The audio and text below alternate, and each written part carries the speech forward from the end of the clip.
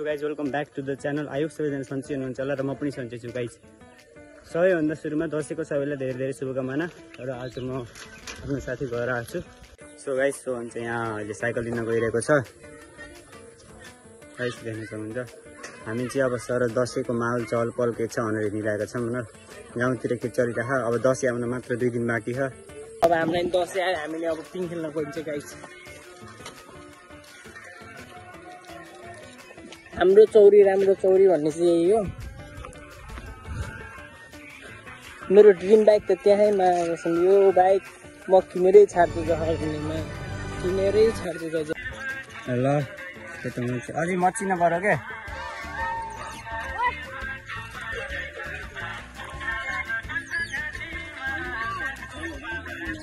Finally guys अब चाहिँ यहाँ चाहिँ यो हाम्रो चाहिँ पुरानो स्कुल होइन, म चाहिँ 10 सम्म चाहिँ स्कुलमा पढेको। अनि यहाँ अब हाम्रो चाहिँ ग्राउन्ड यहाँ चाहिँ स्कुलकै ग्राउन्ड हो नि। आइसी गाइज यो चाहिँ हाम्रो बरगड हो। सब्सक्राइब गरिदिनु भएन, सब्सक्राइब गरिदिनु होला। यहाँ क्रिकेटहरू पनि चलिरहेको छ, हेर्न सक्नुहुन्छ।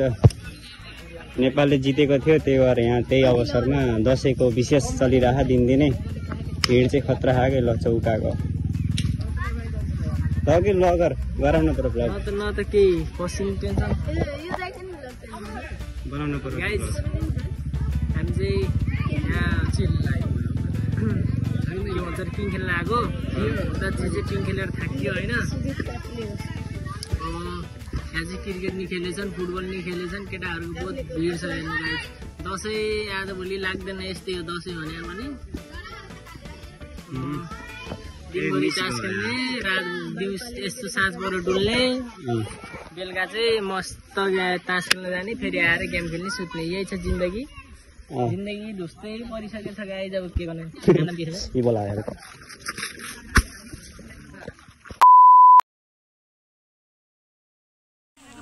हजुर नमस्ते। ओए ब्लगर, के छ हजुरको हालखबर? केही छैन, भएको जा नाम काम छैन। मेरो नाम हो सोहन सुनार। सोहन सुनारजी। अनि हजुरलाई हाम्रो चौरी किन विकसित भएन जस्तो लाग्छ ल भन्नु त? तँले छोड्छु काँडा हुन्छ त नि भने त बिहान चाहिँ त्यसो नभन, राम्रोसित त्यही त उगिरिन अरे भन्न। युट्युबमा जान्छ साले उज्जा भाग कि युट्युबमा जान्छ कि भन्न।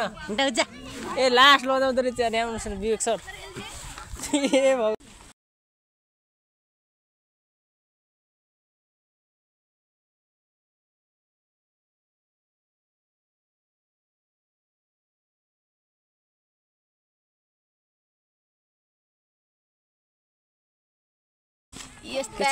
ठिकै छ। मेरो नाम इलादा।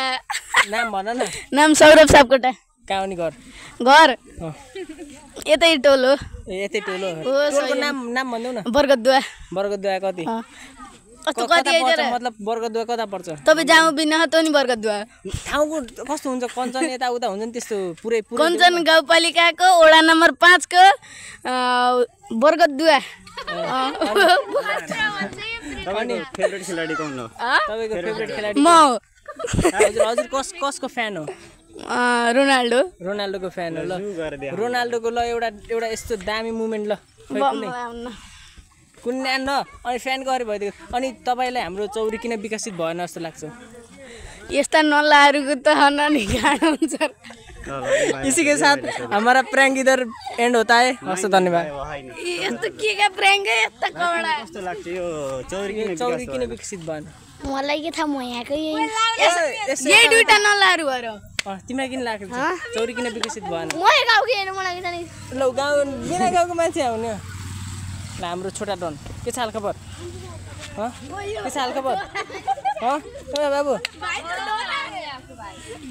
बाबु डराइसकेको छन्, भाइ डराइसकेको छन्।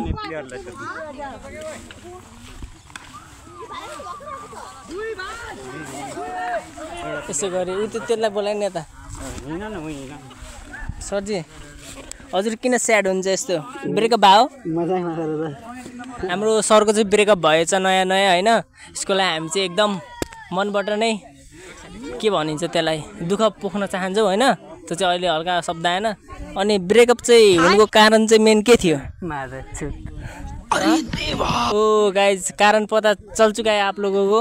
इधर ऐसा हो चुका है कि वो क्या बोलूँ ऐसा ही हो चुका है। चलो अनि तपाईँको गर्लफ्रेन्डको यस्तो शुभ नाम बताउन सक्नुहुन्छ हजुर? सुहाना अरे। त्यसै गरी सुहानालाई चाहिँ एकदम यस्तो हाम्रो साथीलाई ब्रेकअप दिएकोमा चाहिँ यस्तो नगर्नु पर्ने थियो सुहानाले, तर गरिन् त्यही पनि। यस्तो हाम्रो साथी यस्तो ल अरू भन्न चाहनुहुन्छ हजुर? केही पनि भन्न चाहन्न। जैसा कि आप लोग देख सकते हैं यहाँ पे उड़ के फुटबॉल आ चुका है और फिर हम यहाँ पे जाके पूछेंगे कि आपका किसी को भी जाके पूछेंगे कि भाई उसका फेवरेट खिलाड़ी कौन सा है। और भाई चलो मेरे कॉल करो।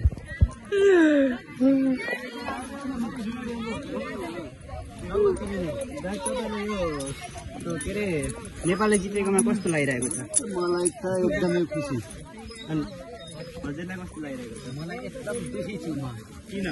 नेपालको टिम गतिलो थिएन, पनि जित्यो भन्नै वेस्ट इन्डिजको त्यो टिम आएर नेपालले जित्यो भन्ने बुझ्नु सक्दैन।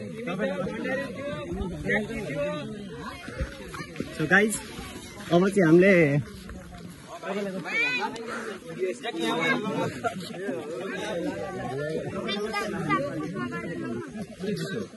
के जित्यो?